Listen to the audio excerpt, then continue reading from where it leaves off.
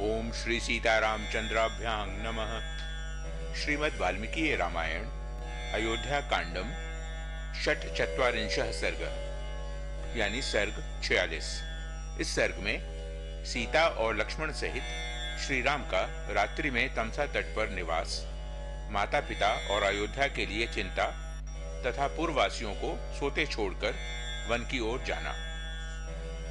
ततस्तु तमसा तीरं रम्यमाश्रित्य राघवः सीता मुद्रिक्ष्य सौमित्री मिदं वचनं ब्रवीत। तदनंतर तमसा के रमणीय तट पर आश्रय लेकर श्री राम ने सीता की ओर देखकर सुमित्रा कुमार लक्ष्मण से इस प्रकार कहा। यमद्य निशा पूर्वा सौमित्रे प्रहिता वनम वनवासस्य भद्रं ते न चोत्कंठितुमर्हसि। सुमित्रा नंदन, तुम्हारा कल्याण हो।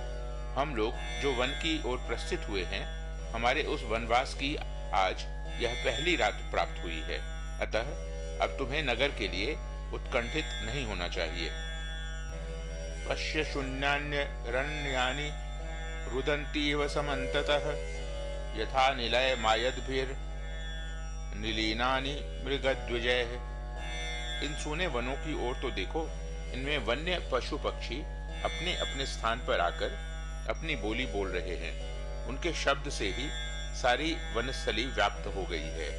मानो ये सारे वन हमें इस अवस्था में देखकर खिन्न हो सब ओर से रो रहे हैं। अद्यायोध्या तु नगरी राजधानी पितुर्मम शस्त्रि पुंसां गतांस्मान शोचिष्यति न संशयः। आज मेरे पिताजी की राजधानी अयोध्या नगरी वन में आए हुए हम लोगों के लिए समस्त नर नारियों सहित शोक करेगी, इसमें संशय नहीं है। अनुरक्ता ही मनुजा राजानंग बहुभिर्गुणैः त्वांग च मांग त नर व्याघ्र शत्रुघ्न भरतो तथा। पुरुष सिंह, अयोध्या के मनुष्य बहुत से सद्गुणों के कारण महाराज में, तुम में, मुझ में तथा भरत और शत्रुघ्न में भी अनुरक्त हैं। पितरं चानुशोषामि मातरं च यशस्विनीं अपि नान्धो भवेतांगनौ रुदन्तौ ताव भीक्ष्णसः। इस समय मुझे पिता और यशस्विनी माता के लिए बड़ा शोक हो रहा है। कहीं ऐसा न हो कि वे निरंतर रोते रहने के कारण अंधे हो जाएं। भरतः खलु धर्मात्मा पितरं मातरं च मे धर्मार्थ काम सहितैर वाक्यैराश्वासयिष्यति। परंतु भरत बड़े धर्मात्मा हैं, अवश्य ही वे धर्म, अर्थ और काम तीनों के अनुकूल वचनों द्वारा पिताजी को और मेरी माता को भी सांत्वना देंगे। भरतस्यान्निशंसत्वं संचिन्त्याहं पुनः पुनः नानुशोचामि पितरं मातरं च महाभुज। महाबाहो, जब मैं भरत के कोमल स्वभाव का बार बार स्मरण करता हूँ, तब मुझे माता पिता के लिए अधिक चिंता नहीं होती है। त्वया कार्य नर व्याघ्र मामनुव्रजता कृतम अन्वेष्टव्या हि वैदेह्या रक्षणार्थ सहायता। नर श्रेष्ठ लक्ष्मण, तुमने मेरे साथ आकर बड़ा ही महत्वपूर्ण कार्य किया है, क्योंकि तुम न आते तो मुझे विदेह कुमारी सीता की रक्षा के लिए कोई सहायक ढूंढना पड़ता। अद्भिरेव हि सौमित्रे वत्स्याम्यद्य निशामिमाम् एतद्धि रोचते मह्यं वन्येपि विविधे सति। सुमित्रा नंदन, यद्यपि यहाँ नाना प्रकार के जंगली फल मूल मिल सकते हैं, तथापि आज की यह रात मैं केवल जल पीकर ही बिताऊंगा, यही मुझे अच्छा जान पड़ता है। एव मुक्त्वा तु सौमित्रिं सुमंत्रमपि राघवः अप्रमत्तस्त्वमश्वेषु भव सौम्येत्युवाचः।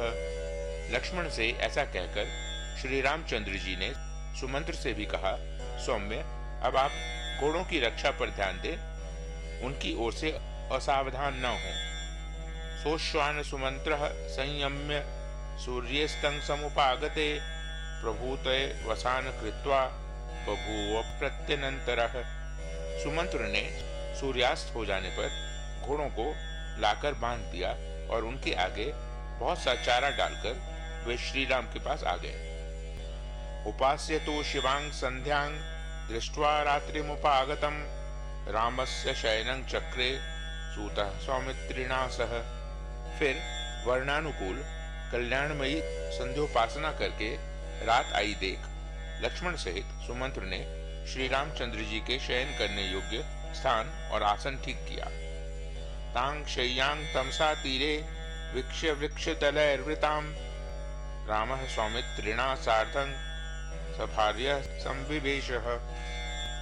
तमसा के तट पर वृक्ष के पत्तों से बनी हुई वह शैया देखकर श्री रामचंद्र जी लक्ष्मण और सीता के साथ उस पर बैठे। सभार्यं संप्रसुप्तं तु श्रान्तं संप्रेक्ष्य लक्ष्मणः कथयामास सूताय रामस्य विविधान गुणान।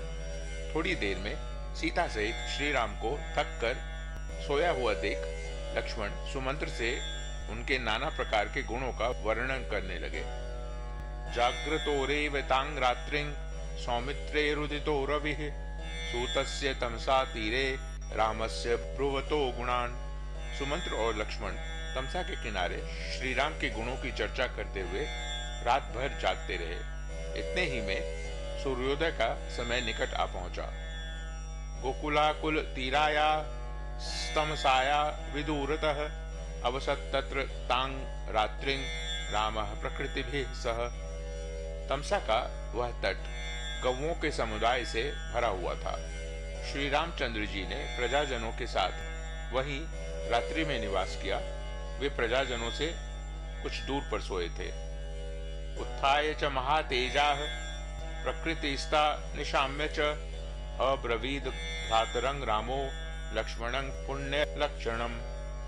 महातेजस्वी श्री राम तड़के ही उठे और प्रजाजनों को सोते देख पवित्र लक्षणों वाले भाई लक्ष्मण से इस प्रकार बोले। अस्मर्दव्यपेक्षान सौमित्रे निर्व्यपेक्षान गृहेष्वपि वृक्षमूलेषु संसक्तान पश्य लक्ष्मण सांप्रतम। सुमित्रा कुमार लक्ष्मण, इन पूर्ववासियों की ओर देखो। ये इस समय वृक्षों की जड़ से सटकर सो रहे हैं। इन्हें केवल हमारी चाह है। ये अपने घरों की ओर से भी पूर्ण निरपेक्ष हो गए हैं। यथैते नियमं पौराः कुर्वन्त्यस्मिन् निवर्तने अपि प्राणान् नशिष्यन्ति न तु त्यक्षन्ति निश्चयम्। हमें लौटा ले चलने के लिए ये जैसा उद्योग कर रहे हैं, इससे जान पड़ता है ये अपना प्राण त्याग देंगे, किंतु अपना निश्चय नहीं छोड़ेंगे। यावदेव तु संसुप्तास् तावदेव वयं लघु रथमारूह्य गच्छामः पंथानम कुतो भयम। अतः जब तक ये सो रहे हैं तभी तक हम लोग रथ पर सवार होकर शीघ्रता पूर्वक यहाँ से चल दें। फिर हमें इस मार्ग पर और किसी के आने का भय नहीं रहेगा। अतो भूयोपि नेदानी मिक्ष्वाकुपुरवासिनः स्वप्रेयुर्नुरक्तामा वृक्षमूलेषु संश्रिता। अयोध्यावासी हम लोगों के अनुरागी हैं। जब हम यहाँ से निकल चलेंगे तब उन्हें फिर अब इस प्रकार वृक्षों की जड़ों से सटकर नहीं सोना पड़ेगा। पौष्यात्म कृताद दुखाद विप्रमोच्या नृपात्मजय न तो खल्वात्मना योज्या दुखेन पुरवासिनः। राजकुमारों का यह कर्तव्य है कि वे पूर्ववासियों को अपने द्वारा होने वाले दुख से मुक्त करें, न कि अपना दुख देकर उन्हें और दुखी बना दें। अब्रवीद लक्ष्मणो रामं साक्षात् धर्ममिव स्थितं रोचते में तथा प्राज्ञ क्षिप्रमारुह्यतामिति। यह सुनकर लक्ष्मण ने साक्षात धर्म के समान विराजमान भगवान श्री राम से कहा, परम बुद्धिमान आर्य, मुझे आपकी राय पसंद है, शीघ्र ही रथ पर सवार होइए। अथ रामो ब्रवीत सूतं शीघ्रं संयुज्यतां रथः गमिष्यामि ततो रण्यं गच्छ शीघ्रमितः प्रभो। तब श्री राम ने सुमंत्र से कहा, प्रभो आप जाइए और शीघ्र ही रथ जोतकर तैयार कीजिए, फिर मैं जल्दी ही यहाँ से वन की ओर चलूंगा।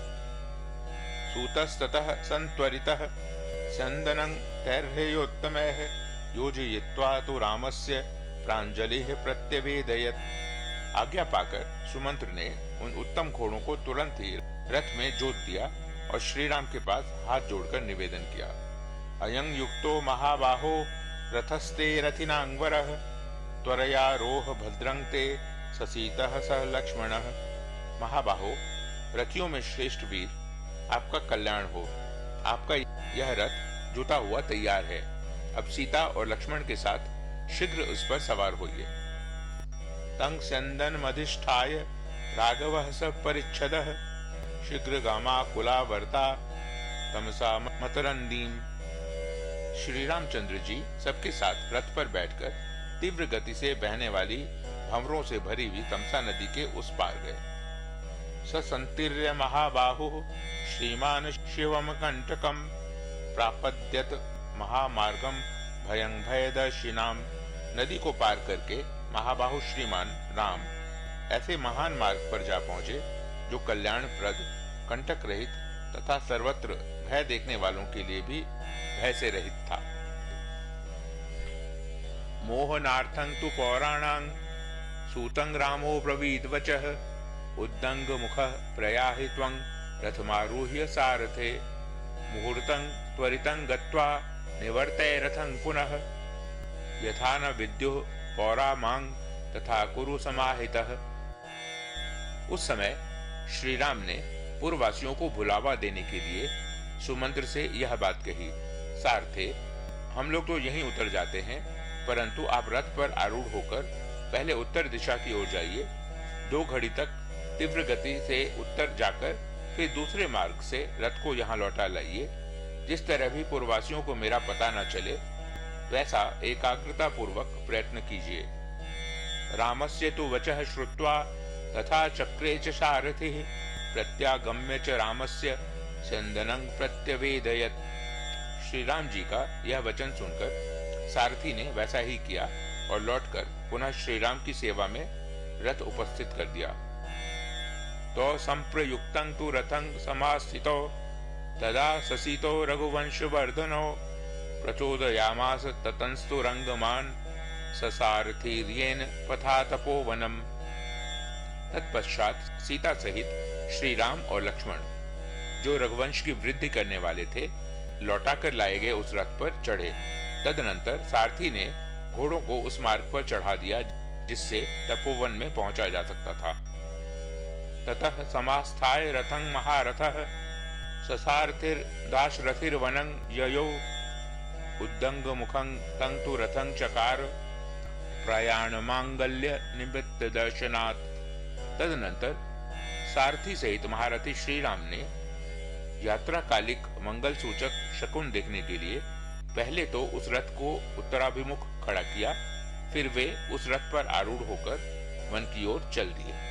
इत्याशे श्रीमद् रामायणे वाल्मीकिये आदि काव्ये अयोध्या कांडे षट्चत्वारिंशः सर्गः। इस प्रकार श्री वाल्मीकि निर्मित आश रामायण आदि काव्य के अयोध्या कांड में 46वां सर्ग पूरा हुआ। ओम